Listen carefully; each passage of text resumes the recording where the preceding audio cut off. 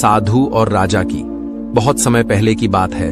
एक राज्य में एक दयालु राजा राज्य करता था। वह प्रजा का तैशी था।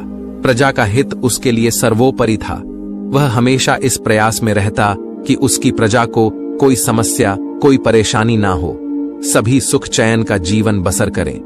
उसके शासन में प्रजा प्रसन्नता और सुख से जीवन व्यतीत कर रही थी। राजा वेश बदलकर राज्य भ्रमण पर निकलता और प्रजा की स्थिति के बारे में पता करता। यदि उसे पता चलता कि प्रजा किसी प्रकार के कष्ट में है तो वह उन कष्टों को दूर करने का प्रयास करता। एक बार वह इसी प्रकार वेश बदलकर राज्य भ्रमण पर निकला। भ्रमण करते करते वह एक जंगल से गुजरा और रास्ता भटक गया। उसके सैनिक पीछे छूट गए और वह अकेला रह गया।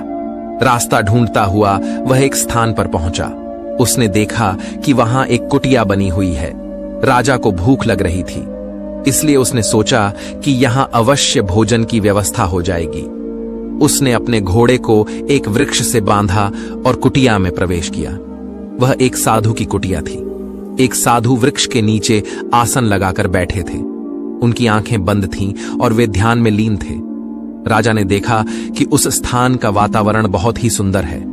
सब कुछ हरा भरा है, जिनमें फूल और फल लदे हुए हैं। पंछी उन्मुक्त होकर विचरण कर रहे हैं। राजा यह देखकर बहुत प्रसन्न हुआ। वह साधु के पास गया और उन्हें प्रणाम करके घुटनों के बल बैठ गया। साधु ने आहट पाकर आंखें खोली और अपने सामने एक नौजवान को पाया। उसके मुख का तेज देखकर ही साधु समझ गए कि वह कोई राजसी व्यक्ति है। राजा ने उन्हें बताया कि वह रास्ता भटक गया है। साधु ने उसे अपने आश्रम में शरण दी और खाने के लिए मीठे फल दिए। राजा ने कभी उतने मीठे फल नहीं खाए थे। उसने चकित होकर पूछा, गुरुवर, आज तक मैंने इतने मीठे और स्वादिष्ट फल नहीं खाए। इनके इतने मीठे होने का कारण क्या है? साधु ने कहा, इस राज्य का राजा अत्यंत दयालु और न्यायप्रिय है, इसलिए यह फल इतने मीठे हैं। जब तक वह अपनी प्रजा का हिताशी रहेगा, दीन दुखियों का सहायक रहेगा, यह फल ऐसे ही मीठे रहेंगे।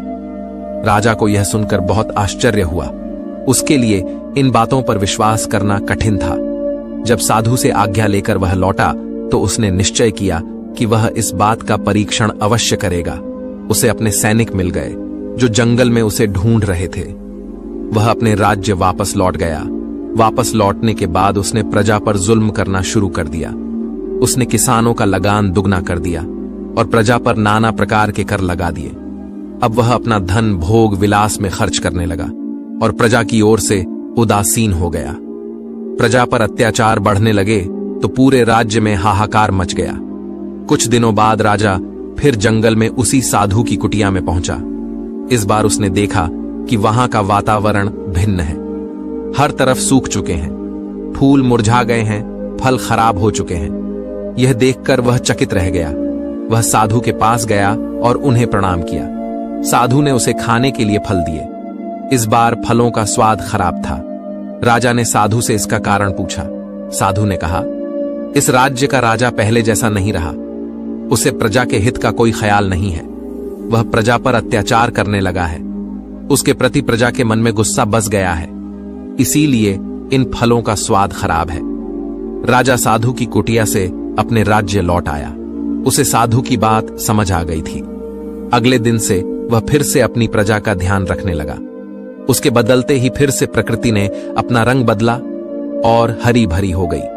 तो दोस्तों, इस कहानी से हमें यह सीख मिलती है कि जैसा कर्म करोगे वैसा ही फल मिलेगा। यदि अच्छे कर्म करोगे तो अच्छा फल मिलेगा, बुरे कर्म करोगे तो बुरा।